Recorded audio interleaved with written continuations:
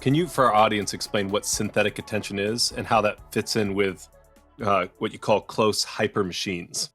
So synthetic attention is just my way of highlighting that attention is not just something that we have, but is something that is created, that's built with technologies. Like chalk. Just think about like a classroom or an auditorium, right? I mean, that it's designed. You go to a theater, you sit in the dark in rows, right? Like that's all designed to make you pay attention to the screen, right? So these things are all synthesized, right? So that's part of it. And then so the close hyper machine, it draws upon conversation that comes out of the work of another scholar, Catherine Hales, who talks about different kinds of reading practices. Close reading is like a term from literary studies. It's about, reading closely, looking very like at the particular words and the choices and the syntax and those elements rather than just trying to get the ideas, right?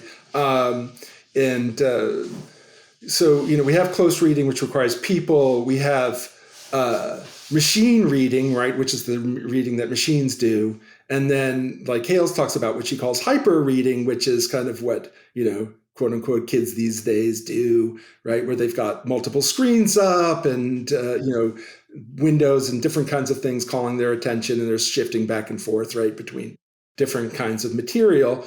And so like I talk about the smartphone as like an integration of those things, right? Because it's close to us, it's intimate, it's a personal device. I don't know that we have a degree.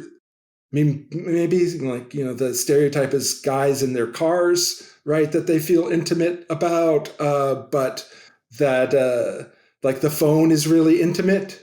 A device, right? We don't really share our phones with other people and stuff like that. So it's a personal, intimate thing. It's hyper because, it's spasmodic, right? I mean, it's just like, who knows when that thing's going to buzz and what it's going to say. And I think that's in a way kind of like what's exciting and addictive about social media. It's less like smoking a cigarette than it is like, the one-armed bandit in Vegas, right? I mean, you don't know what's going to come up, but both are addictive in different ways, right? So those kinds of things. And then the machine, right? I mean, obviously part of what the smartphone does is it takes technical, binary digital data and transforms it. It reads it and then turns it into something that is attractive, engaging to us. It's informational, communicative to us, right? So we look at our phones. That we hold these things on our bodies. They keep buzzing. I always used to get these like phantom buzz. Like I think, is that my phone buzzing or is it just my something else or it's just happy to see me? I mean, I think that it's just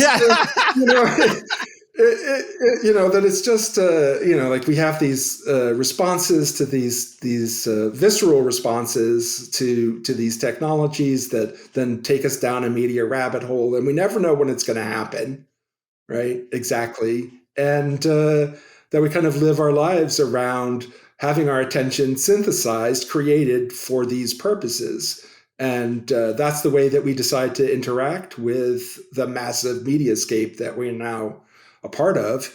And why do we do that? Well, I mean, that's a good question. I mean, I don't, should we do something else? Maybe. What should it be? I don't know. But, how do we even have that conversation?